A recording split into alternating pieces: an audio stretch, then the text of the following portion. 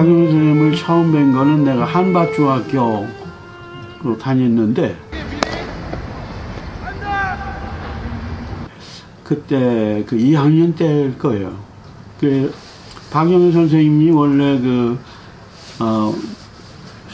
강경상고 나오셨죠, 1세 때. 그래서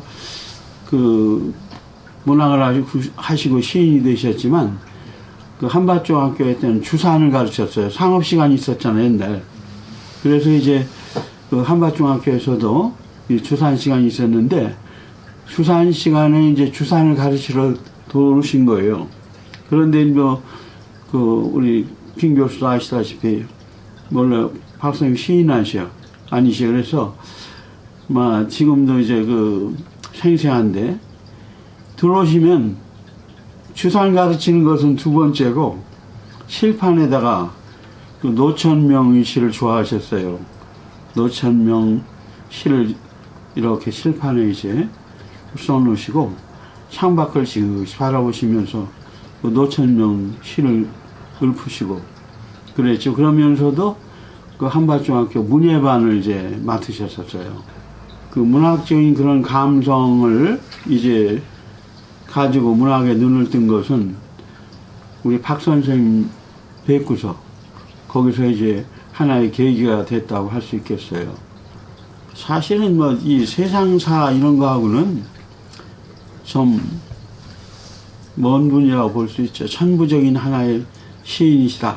타고난 시인이라고 이제 보면 되겠고, 또 아다시피 역시 박용현 선생님은 내가 이제 방송으로 여러 번 하고 그래가지고 강경상고 가서 생활기록부도 이제 다 보고 그랬는데, 일제시대 때 강경상고라는 건 대단한 학교 아니에요? 명문 중에 명문이시. 근데 거기서 1인들이 주로 있는데, 거기서 박용현 선생님이 연약한 것 같지만 대대장도 했어요, 보니까. 공부도 잘 하시고, 이제 그래서 바로 당시에 조선은행에 입학을 했는데, 이 돈 쉬는 거, 이런 것이 기계적이잖아요. 그래서 거기서 절망을 해가지고, 좋은 조선은행을 그만두고, 그 다음에 이제 나는 시를 써야 되겠다 하면서 이제 맨 처음 김소원 선생님을 그때 경주인가 어느 쪽에서 살고 계셨는데, 찾아가서 문학을 하기 시작했다고 그래요. 그리고 이제 또 여기 조금 더 얘기를 하면 누님, 홍래 누님, 이 홍래 누님의 시집 가가지고 산골 겪다가 이제 겨울에 돌아가셨는데, 누님에 대한 그리움, 애상, 이것이 바로 눈물의 시인 박용래를 만들지 않느는가, 그렇게 생각이 돼요. 그런데 이분은 이렇게 순수하면서도 글에 대한 욕심은 많았어요. 짧은 시지만 수없이 고치고 그랬어요. 대표작이라고 하는 저녁눈 있잖아요. 이것도 나하고 같이 술 마시다가 눈 내리는 날 거기서 직조된 그런 시예요. 구체적인 것을 얘기하면 내가 강연에서도 많이 얘기했지만, 그 장소 어디냐면은 지금 예술가의 집 앞에 보면 미르 아파트인가요? 거기에 원래 MBC 자리가 있었잖아요. 이사 갔지만 그 MBC 자리가 옛날에는 수송부대였어요. 군인부대. 그리고 그 밑에 전부 피난민 판자촌이었어요. 전부 다. 그리고 판자촌 그 밑에 말집들이 많았어요. 옛날에는 수단이 말구르마 이거였으니까. 그래서 말집이 수송대 밑에, 판잣집 그 밑에 말집들이 많았는데, 그 옆에 박 선생님이 잘 가시는 순대집, 막걸리집이 있었어요. 근데 거기서 이제 막걸리 마시는데 눈발이 막 내리는 날이었어요. 그 앞에는 전부 옛날에는 포장이 안 됐잖아. 사갈 좀 먼지난 돌이었는데, 때가 쩌르는 찌는 그 사판, 술상이죠. 거기 앉아서 막걸리 마시면서 눈을 칸수막하게 이렇게 뜨고보시는 그런 게 있어요. 멀리 이렇게. 근데 그러면서 이제 거기서 이제 다 만들어진 시예요. 초벌적인 게. 그리고 또 하나는 뭐 별이라고 하는 시도 추석날 술 먹다가 직조된 시예요. 역시 박 선생님도 좀 집이 어려웠고 참 그렇잖아요. 근데 이제 추석날이니까 뭐 안준이 좀 차려지는 게 있잖아요.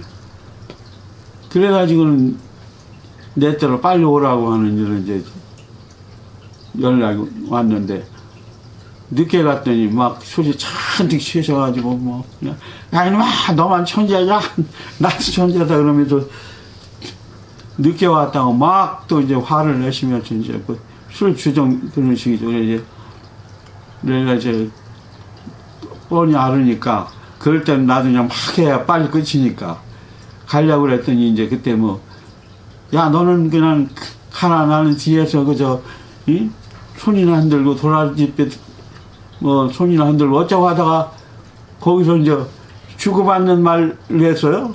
그러니까 갑자기 정색하더니 야 강 이거 시가 될 수 있지 않겠냐? 그래야 서로 앉아가지고 직조된 시가 바로 별이라고 하는 사양시예요. 박윤호 선생님은 내가 볼 땐 좀 음치야. 그런데 박윤호 선생이 18번으로 불렀던 거는 황성예터를 그렇게 막 했어요.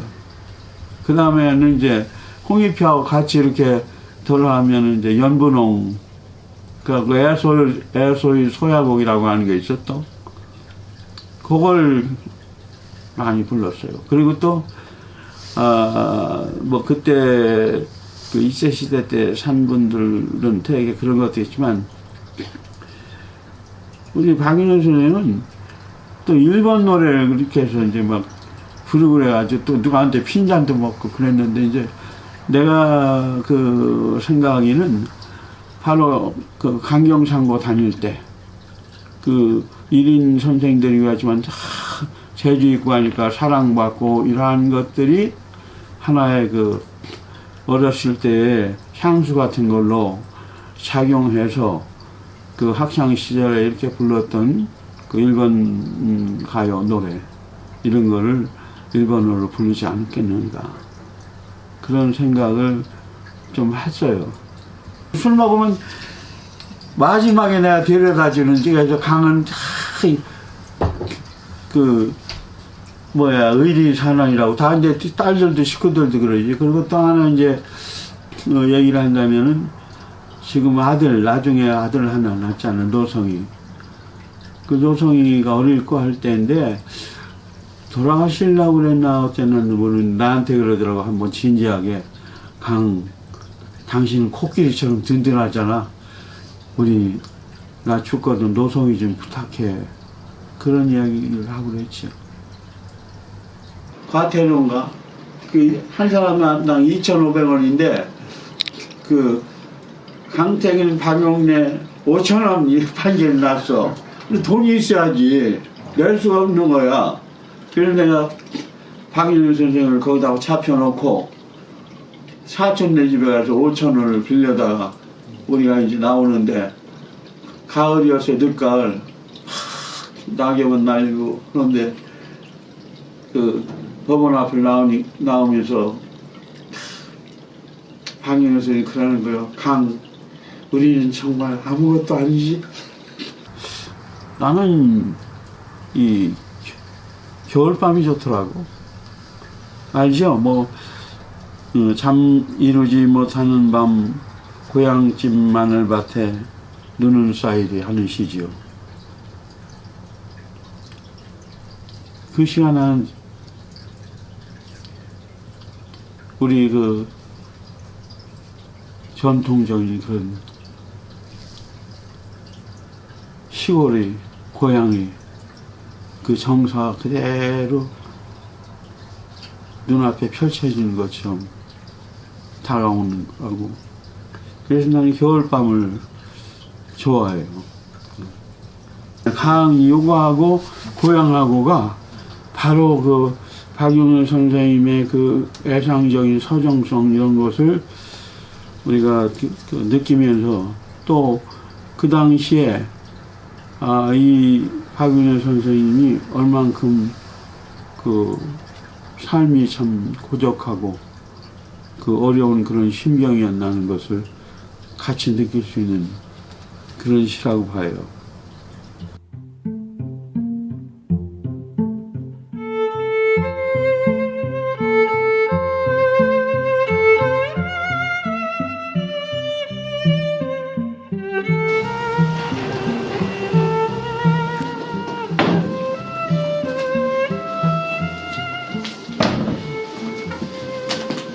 제가 그 서울신문 시춘문예에 박나무 선생님 추천으로 데뷔한 것이 71년도인데 그때 갔더니 우리 그 박목월 선생님께서 나태주가 아무래도 미심쩍다, 촌사람이고 공부도 좀 짧고 그러므로 당신 대신 지역에서 공부를 좀 시켜줄 스승 선생님 한 분을 좀 이렇게 선배를 소개하고 싶다. 그분이 바로 박용래다. 그 전까지는 박용래 선생님 잘 몰랐어요. 그분 이제 현대문학 추천 받고서 그때 활동하시는 것을 뜨문뜨문 봤지 잘 몰랐습니다. 그분이 또 워낙 또 작품을 자주 쓴 분이 아니에요. 그리고 요 쌀학문이 나온 것이 이 양반이 이게 1970년인가 71년인가 그럴 겁니다. 그러니까 제가 데뷔하던 그 임시에 그 책이 나왔거든요. 그런 걸 볼 때 이 양반이 이제 대중에 많이 69년도에 나왔네. 안 알려진 분이에요. 그래서 저도 확실하게 몰랐는데 그때 목월 선생님을 가서 만나라. 그래서 내가 서천서 사는데 군산으로 돌아가지고 차편이 그랬어요. 그래서 대전으로 가는데 그게 5월달 같아. 5월달 그 논에 별을 심으려고 물을 잡아놨는데 찰랑찰랑 이렇게 물비늘이 이렇게 반짝이고 그런 그 전라도 익산 그쪽을 돌아서 하멸로 해서 이렇게 해서 대전 가서 뵌 적이 있습니다. 지금 생각해도 그 시절에 용래 선생님은 살아계셨고 저는 어렸었고 그래서 매우 그립고 감동적인 옛날이지요. 네. 박용래 선생님은 그냥 시인이에요. 어떤 사상이나 어떤 진영론이나 어떤 무슨 그런 쪽으로 이렇게 보는 게 아니고 어떤 경우에도 그분은 시인으로 담을 수 있는 사람입니다. 그리고 제가 45년 출생인데 해금 이전에 판금 시인들이 이렇게 많이 있었다는 걸 몰랐죠. 예를 들면 가깝게 옥천에 정지용, 김영랑을 알았는데 정지용을 제가 몰랐어요. 근데 정지용을 알려주신 분이 박용래였고 백석이나 이용학을 알려준 분이 백석이었어요. 그래서 저한테는 이렇게 시를 하나하나 일러준 건 아니지만 이런 그 대화를 통해서 제 시를 좀 이렇게 볼 수 있는 눈을 넓혀준 그런 선생님. 첫 번째는 시, 철저하게 시인. 그 다음에 저한테 개인적으로는 선생님. 이 선생님이라는 게요, 꼭 학교에서 칠판 앞에서 배운 사람만 선생님이 아닙니다. 바둑을 한 판 뒀어도 마음속으로 선생님 하면 선생님이고, 박목월 선생님은 제가 어떤 경우에도 배운 적이 없어요. 근데 저는 그분을 선생님이라고 생각하잖아요. 그래서 저를 시인의 줄로 볼 때 박목월 선생님이 저한테 큰 선생님이면 용래 선생님은 두 번째 선생님 이렇게. 그래서 마음속으로 박용래 선생님을 제가 많이 따랐어요. 그래서 또 제 시도 좋아졌다고 생각합니다. 한동안 박용래 선생님 시에 빠져가지고 허우적허우적했어요. 시인들은 빠졌다가 나와야 됩니다. 빠져 있으면 안 돼요. 그 아류가 되거나 흘러가는 어떤 피레미가 되거든요. 그래서 거기서 빠져 나오느라고 저도 힘이 들었는데 한동안 제가 빠져 있었죠. 지금도 박은혜 선생 책을 나만큼 많이 읽은 사람이 없을 거예요. 이게 양반 돌아가서 10이 보문산에 세울 때 그날 나온 책이에요. 창비에서 나온 전집인데 이걸 제가 아마 한 30번은 읽었을 겁니다. 이게 끝도 안도 없이 읽어야죠. 그래서 저는 박 선생 시를 아주 많이 읽었습니다. 제가 박은혜 선생한테 되게 혼난 적이 있어요. 박 선생은요, 상당히 연약하고 여성적이고 그렇게 섬세한 분인데도 시인들 앞에서는 되게 깐깐하고 그리고 칭찬을 안 했어요. 저는 박 선생한테 칭찬받은 적이 없어요. 시를 써가면 그냥 티박 놓고 그래서 제가 좀 많이 섭섭했어요. 근데 이제 그게 우리 인간적인 쪽으로는 그렇지만 시 이런 쪽에서는 칭찬해주면 또 그게 또 꼭 좋은 건 아니거든요. 그래서 박 선생은 굉장히 엄격했다, 시에 대해서는. 그래서 우리가 이제 해금 이전에 시인들을 모른다 그러면 막 화를 했었어요. 저기 유명한 얘기가 있죠. 이 책 박은혜 평전에 그런 이문구 선생 얘기인데, 옥천에 가서 이암흑에 그 양반도 돌아가셨어요. 시인을 만나가지고 이 정지용이 옥천 시인인데 하면서 정지용 얘기를 했는데, 정작 옥천에 사는 그 사람이, 그 시인이, 아 그렇습니까? 정지용 선생이 옥천 분입니까? 우리 동네 분입니까? 그랬다가 이 박은혜 선생이 뿔따고 나가고 화가 나가지고 막 술잔 던지고 막 이런 게 다 있냐고 막 노발대발해가지고 술 사주는 이문구 선생이 막 박 선생을 막 달래고 막 간다고. 너는 나하고 이제 절개야. 저런 것들하고 친구? 난 너 안 만나. 이렇게 이제 그래가지고 다음에 또 술 사다 드리고 달래고 그랬다는데, 저는 똑같은 얘기는 아닙니다만은 이용학 선생을 잘 모른다 그러니까 막 화를 내요. 그러면서 벌떡 일어나서 이용학 선생 시를 주주주 외우는 거예요. 오랑캐꽃. 가슴을 이렇게 벌리면서 햇빛을 막아줄게 우러나 보렴 오랑캐꽃, 그런 구절 같아요. 끝구절 같은데 그걸 막 눈물 흘리면서 팔을 벌리면서 서서 우리를 내려다보면서 외우시더라고. 그래서 저런 시도 다 있구나. 저런 시도 이름만 들었지, 문학사에서 이름만 들었지. 그래서 그 뒤에 이제 그분 책을 사서 읽고 그랬는데, 그래서 첫 번에 제가 얘기를 했어요. 어떤 진영이나 어떤 이런 걸 딱 떠나서 박은혜 선생은 월북을 했거나 안 했거나 이 오로지 시인 이거 하나에만 초점을 맞춘 분이에요.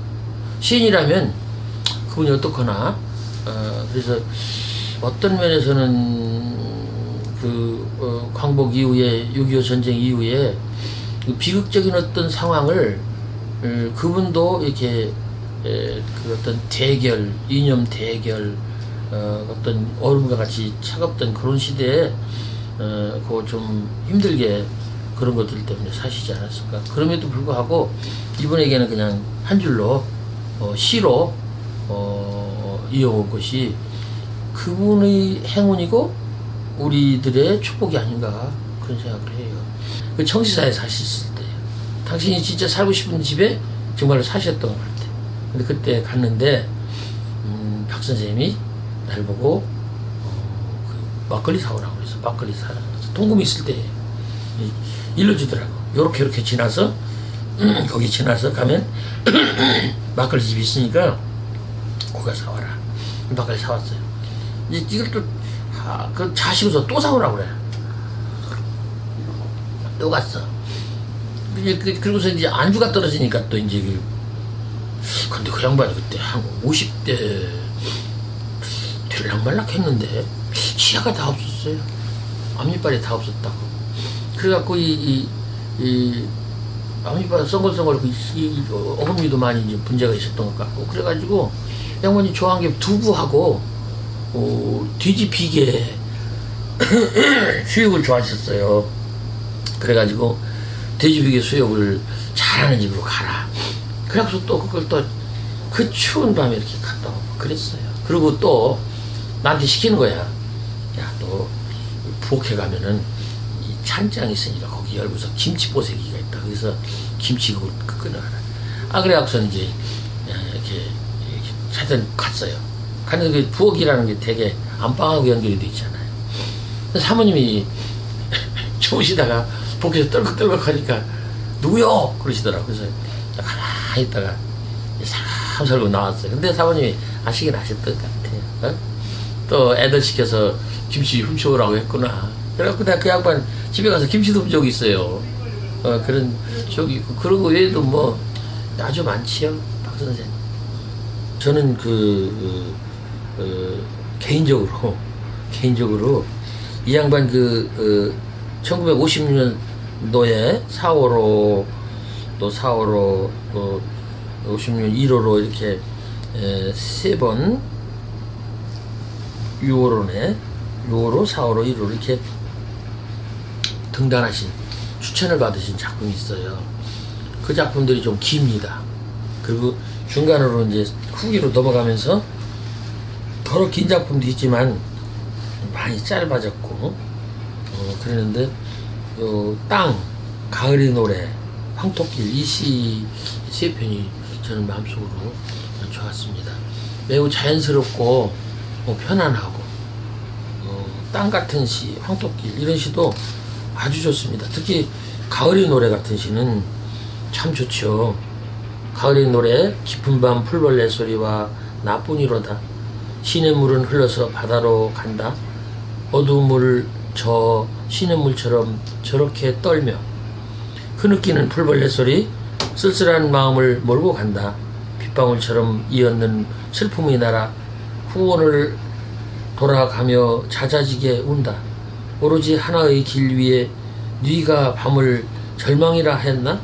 맑은 푸른 별들의 눈짓 풀잎의 바람 살아있기에 밤이 오고 동이 트고 하루가 오가는 다시 가을밤 외로운 그림자가 서성거린다.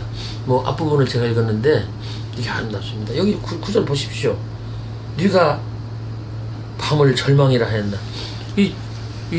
조용필의 노래 있어요. 누가 사랑을 아름답다 했나. 그런 구절. 이게 조용필의 노래 이전에는 거의 나온 거예요. 그러니까 이런 대중가요나 이런 노래들이요. 이 시를 본 그 원래 순수시, 순수문학 이런 데서 이게 응용으로 나온 것입니다.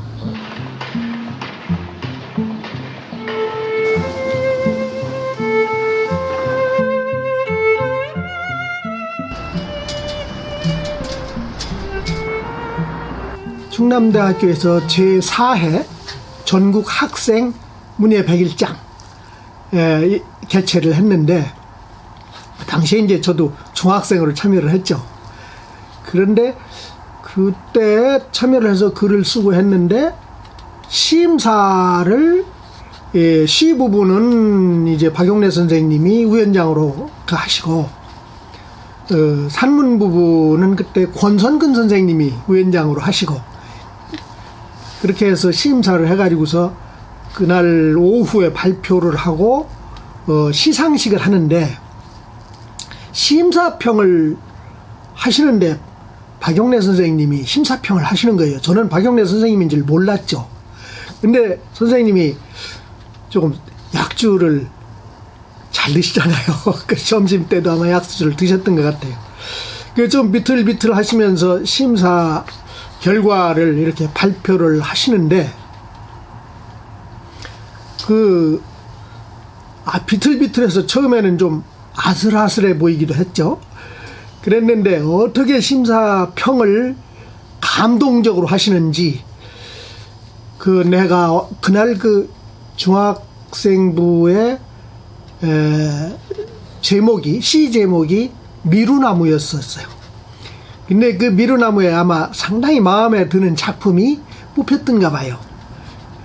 그 미루나무라고 하는 작품을 이렇게 그날 심사한 장원 작품을 애우시면서 하늘 보고 또 한 번 애우고 하늘 보고 또 한 번 애우고 나는 오늘 이 작품을 만나서 너무나 행복하다. 이 작품이 없었으면 내가 오늘 정말 우울했을 것이다 하시면서 말씀을 하시는데 아주 감동적이었던 거예요. 그래서 그 아주 천진난만하시기도 하고 감동적으로 이렇게 말씀도 하시고 그 정말 울컥하게 이렇게 그 심사평을 해 주셔서 그 다음 일요일 날 이제 물어서 박영래 선생님 댁을 제가 찾아갔어요. 중학생인데 찾아가서 문을 열고서 들어갔는데 또 한 번 놀란 것은 박영래 선생님이 어떻게 반갑게 맞이해 주는지, 이 조그만 중학교 학생이 방문을 했는데 그냥 팔을 벌려서 막 그냥 안아줄 듯이 그렇게 반갑게 맞이해 주시는 거예요.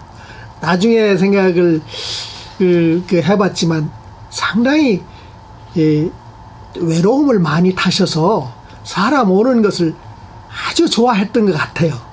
그래서 가서 말씀을 나누고 참 내가 그렇게 정말 훌륭한 그 시인을 이제 정말 시인다운 시인을 한 분 만났구나 하는 생각을 할 정도로 이렇게 좋은 만남을 가졌고, 그 후에 이제 자주 찾아뵙죠. 근데 처음 만났던 날이 그때 11월 3일인가인데 11월 3일이 그때 학생의 날인가 그랬어요. 그런데 첫눈이 왔어요. 아주 조금 날리는 첫눈이 글을 쓰는 동안에 그래서 잊을 수가 없습니다. 예. 잘 우시고 또 약주를 늘 즐기시고, 뭐 막걸리 찌그러진 그 막걸리 주전자가 마루에 늘 있었거든요. 약주를 많이 하시고 우시고 그리고 언제나 시를 내우시고 당신이 쓰고 있는 시를 온종일 내우시는 거예요. 그래서 저는 그렇게 생각을 했어요. 박영래 선생님을 사람들이 술을 많이 드셔서 술에 취해서 주정을 하시는 분이구나 하는 생각을 했을 수도 있어요, 일반인들이. 또 이제 울고 술 드시고 우시고 이렇게 하는 모습을 좀 이상하게 생각했을 수도 있는데 나는 그렇게 봤어요. 그분이 늘 이제 뵀기 때문에 이분은 술에 취하는 것이 아니고 시에 취하는 것이다. 그러니까 시가 없는 술, 시를 외우지 않는 술, 시가 안 나오는 술은 마시질 않아요. 이제 술 한 잔 드시고 시 한 수 외우시고, 술 한 잔 드시고 시 한 수 외우시고, 한 줄 한 줄. 그것도 아주 감정을 섞어서 하늘 보면서 또 숲을 보면서 또 사람 보면서 그렇게 하면서 시를 외우셨어요. 이분은 시와 함께 살고 오로지 시 속에서 생각하고 감정을 이렇게 추스리고 감동하고 그렇게 하면서 사신 분이다. 정말로 그렇게 살기가 어렵죠. 박영래 선생님은 이 술을 같이 이렇게 하고 뜻이 통하고 말이 통하고 하면은 시간 가는 줄도 몰라요. 시간 가는 줄 모르니까 이분한테 한 번 붙잡히면은 밤이 돼야, 때로는 밤 넘어야 끝난다. 그래서 그걸 견디지 못하는 경우가 많이 있었죠. 어느 날은 그런 때도 있었어요. 어느 날 저하고 또 제 후배 하나하고 같이 선생님을 찾아뵙고서 선생님 따라서 말씀을 듣고 또 술도 하고, 술을 하시는데도 이 박영래 선생님은 한 자리에서 이제 한동안 하시다가 다음 자리로 또 옮겨가시고 다음 자리로 옮겨가시고 그렇게 옮겨가시거든요. 옮겨가시는데 그날은 밤 늦게까지 이제 같이 다녔는데 내 자취방까지 모시고 가게 된 거예요. 이게 헤어지질 못하니까 내 자취방까지 모시고 갔는데 내 집 자취방에서 그냥 아무렇게나 이렇게 주무시고,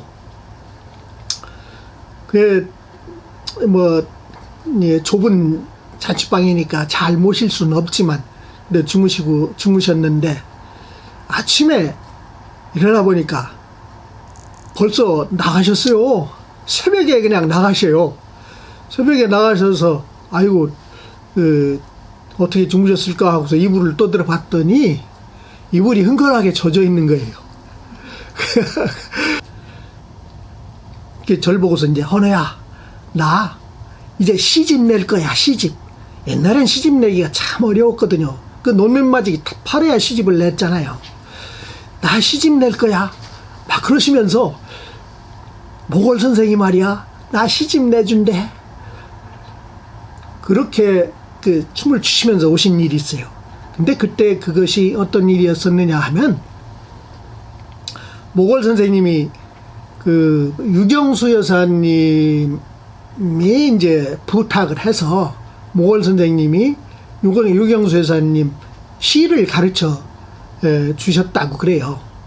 이게 시를 가르쳐 주고 나서 유경수 여사께서 모골 선생님한테, 내가 선생님한테 뭔가 좀 보답을 하고 싶은데 뭘 좀 보답을 했으면 좋겠느냐, 내가 꼭 보답을 좀 드리고 싶다 하고 간청을 해서 모골 선생님이 가만히 생각 끝에, 우리나라의 지방에서 시를 쓰시는 시인들이 많이 있는데 그 중에는 아주 훌륭한 좋은 시를 쓰는 분들이 또 많이 있다. 그런데 돈이 없어서 시집을 못 내는 시인들을 참 보면 안타깝기 짝이 없다.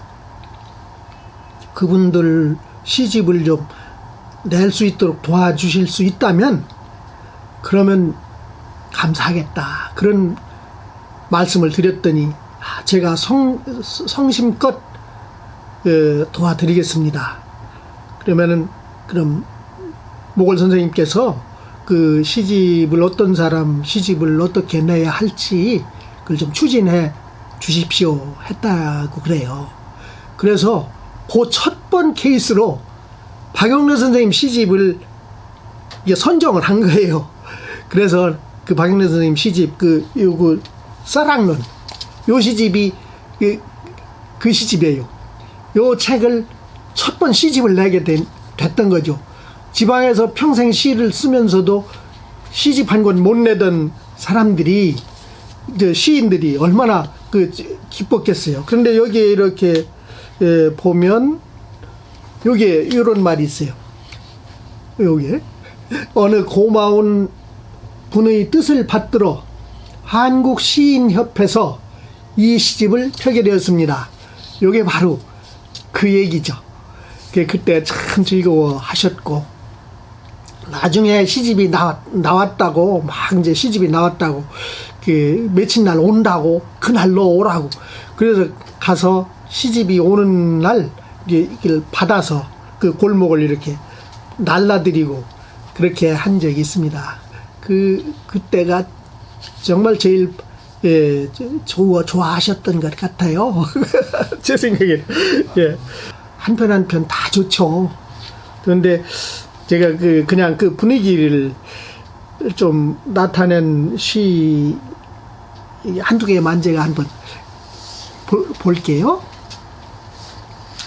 탁배기라고 하는 시가 있는데, 근데 박영래 선생님은 간결하면서도 함축적이고, 그러면서도 이 운율이 참 가락이 참 훌륭하죠. 그래서 그 시 중에 한두 편만 제가 한번 보면, 탁배기라고 하는 시, 탁배기. 무슨 꽃으로 두드리면 솟아나리, 무슨 꽃으로 두드리면 솟아나리.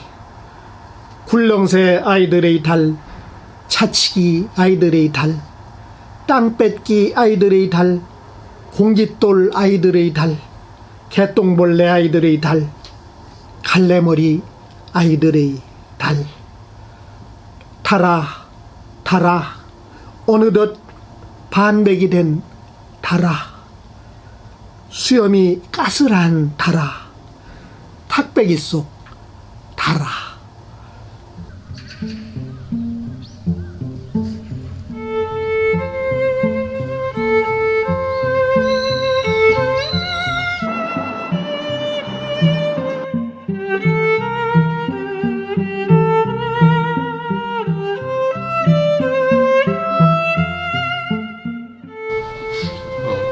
임양빈 선생이 시화전을 했는데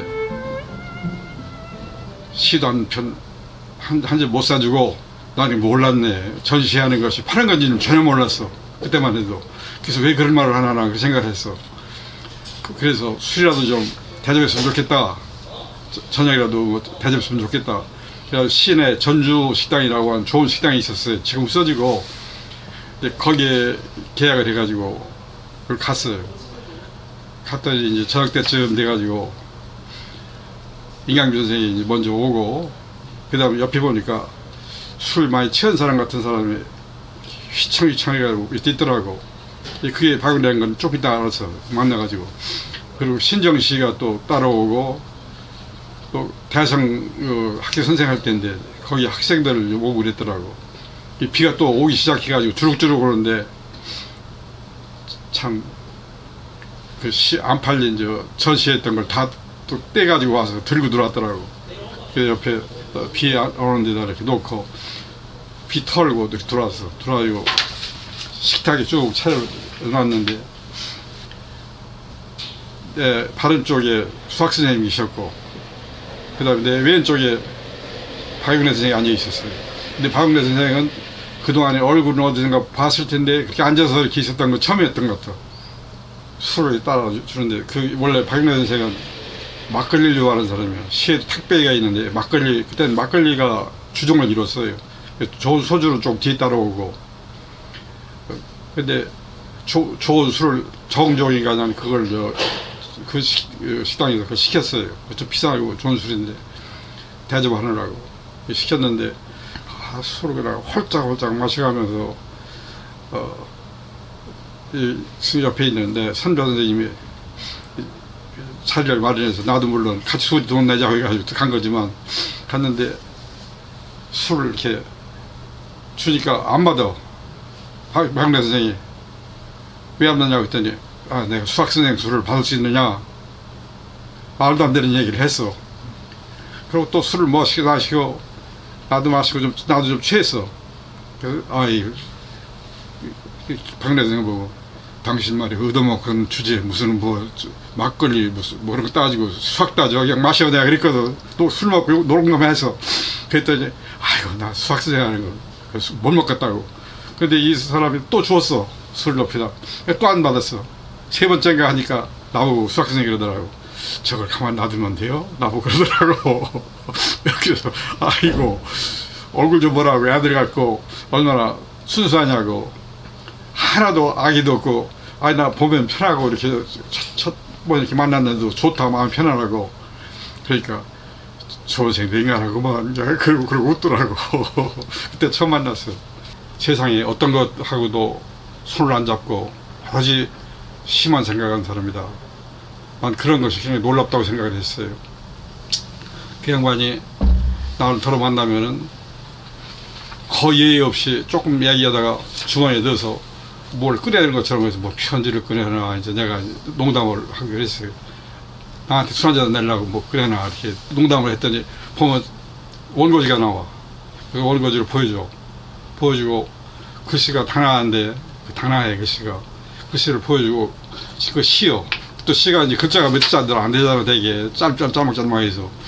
보기가 금방 볼 수가 있어. 그래서 그걸 훑어보면, 어때요? 이렇게 물어보고. 또 어떤 귀절 대고 단어 같은 거, 낙차, 이런 게 있어요. 낙차라는 단어가 있는데 깨끗하게 일본 사람들이 쓰는 단어 그런 말이거든. 그런데 그런 단어 보고 이거 괜찮은가 어떤가 물어보고 그래. 그리고 다른 단어를 또 택해가지고 이것저것 뭘 골라야 좋아 물어보고. 약한 거 약자, 그늘 속에 있는 그런 사람들, 서민들, 또 그런 이 강아지 풀 같은 것도 이게 풀이지 저 아무것도 아니잖아. 천대받는 거 아니에요. 그런 거에 대한 사랑. 저녁눈도 말국간에 저녁눈이 오듯이 그런 다 조랑 팔 밑에 눈이 내리고 하는 그런 눈이 내리는 그런 거지. 그런 속에서의 따뜻함, 서민의 따뜻함 이런 것들이 늘 바탕에 깔려 있어요. 어떤 시도 그런 걸 떠나는 게 없어. 읽어보면 단순한 서정시는 또 아니야. 잘 읽어보면 그래요.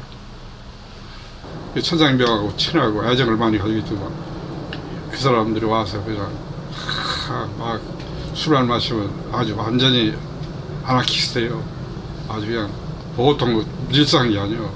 다 제잘하고 이런 식인데 그런 것들이 전부 하나의 미덕처럼 이렇게 하고 그래서 그때 한번 같이 가가지고 얘기를 하는데 나보다 한 4살 밑에가 이가림인데 얘기하다가 조금 건방지는 얘기를 조금 했던 것 같아. 내가 야 이 자식아 이렇게 막 술 취하지 말을 한 거예요. 그래가지고 너 좀 맛 좀 볼래? 이렇게 했나봐. 그랬더니 이가림이가 딱 한번 생각을 했명이야. 야 나가자. 마당으로 나가서 이제 근데 이가림이 딱 폼을 잡더라고. 그러니까 이 방연애가 나와가지고 어깨치하고서 하지 말라고. 쟤 생긴 폼도 이제 권투선수 아니냐. 너 당이야. 하지 말라고. 그래가지고 끌고 들어가더라고. 그러니까 시신은 내가 볼 생각 없었어. 근데 그 누가 아까 얘기한 신정씨가 사둔간이거든. 마을에서 앉아있어. 그래서 저쪽에 시신이 있었어. 자기 되게 집이 좁은 집인데 병원이 있지 않고. 근데 여기 보라고 막 계속 술 취해가지고 그래가지고 탁 이 포장을 막 열었어. 그때 박영래가 누워있는 게 얼굴이 하얗고 이가 나오기 지금도 눈에 섬에 그 다음 날인가 거기 어디지 천주교 공동묘지 있잖아. 거기 가서 하관 할 때 이제 보니까 참 내가 그래서 어디다 썼지. 늘 낮은 데에 있더니 죽으니까 높은 데 가서 산다고 그래서 했었는데 땡볕기 아이들이 달 공깃돌 아이들이 달 개똥벌레 아이들이 달 갈래머리 아이들이 달아 어느덧 반백이 된 달아 자기야 수염이 까슬한 달아 탁배기 속이 달아 수염이 까슬한 달아 탁배기 속이 달아 이 구절에 아주 뭉클하게 그 사람의 고독이라든가 이렇게 보이고 분비대라고 하는 것은 어떤 동물이라든가 이런 것들이 살아있는 것들이라든가 또는 그렇지 않은 것도 있겠지만 그런 것들이 서로 부비고 피부를 대고 맞대고 이렇게 하는 어떤 동작이라고 할 수가 있는데 그 좁은 공간에서 늦은 저녁에 오는 눈발은 조랑말 말끝 밑에 붑니다. 늦은 저녁에 오는 눈발은 염을 써는 소리에 붑니다. 그러니까 이제 말집이고 조랑말 있고 하니까 그걸 먹이는 염불이 나오겠지. 그 위에는 제일 먼저 정적인 거고 그 다음에 동적인 동물이 나오고 그 다음에 소리로 또 그 스스로한 그 여백의 공간 그 공간을 이렇게 나타내는 것 참 상당히 놀라운 거예요. 아마 계산해서 한 건 아닐 거예요. 늦은 저녁에 오는 눈발은 변두리 빈터만 다니며 붐빈다. 변두리 빈터만 이 결론 부분인데 기승전결 비슷한데 변두리 빈터만이라고 하는 것도 이게 상당히 애정이 담겨 있는 곳이요. 서민들이라든가 가난한 사람들이라든가 이런 사람들이 어떤 그 공간이라든가 근데 거기만 저녁에 오는 눈발이 아주 얼굴을 부비듯이 많은 그 복수로 이렇게 단수적인 게 아니라 이래가지고 어울려서 이 분비는 그 한적하고 쓸쓸하고 하는 것인데도 바쁘고 움직이는 그런 걸로 분비다라는 말을 4번이나 거듭 반복하고 있고 좋은 시가 하도 많아서 다 얘기 못하겠네. 눈물아 힘으로 간 밤 얼룩진 벽에 한참이나 맷돌 가는 소리 맷돌 하는 소리, 고산 식물처럼 높은 산에 있는 그 키가 작은 그 나무처럼 식물처럼 늙으신 어머니가 돌리시면 맷돌을 돌면 눈 오는 소리가 그렇다 이 말이에요. 오리오리 맷돌 가는 소리. 그 맷돌 가는 소리에 내가 이 시를 읽으면서 그 늙으신 어머니 생각이 나고 그 흰 머리칼 생각이 나고 깊은 주름살 생각이 나고 그런 어머니가 자기 희생을 하면서 맷돌 갈듯이 슬픔이나 기쁨이나 이런 것들을 전부 이런 것들을 부수면서 그러면서 그것들을 하나의 먹는 것으로 사람 자식들한테 주면서 그런 그 어머니의 어떤 고뇌 같은 것들이 이 서려라고 하는 제목하고는 거리가 먼 것 같은데 온다 이 말이에요. 좋은 작품이라고 하는 바예요. 이거 외에 좋은 게 너무너무 많은데 내가 거기를 한번 가봤지. 술 취해가지고 강병 차려드리고 거기 가가지고 이렇게 돌아가시고 난 다음에 이사를 간 다음에 가서 이렇게 보니까 참 내가 그냥 안 계신 거 알고 딴 사람이 온 것도 아는데 보고 싶어서 간 거예요. 가서 내가 요비링을 눌렀어. 그때 주인이 나왔어. 그래서 누구냐고 그렇게 얘기했길래 여기 혹시 시 누가 안 살아요? 나는 아는데 그렇게 해야 될 거 아니에요. 그랬더니 문을 확 닫더라고.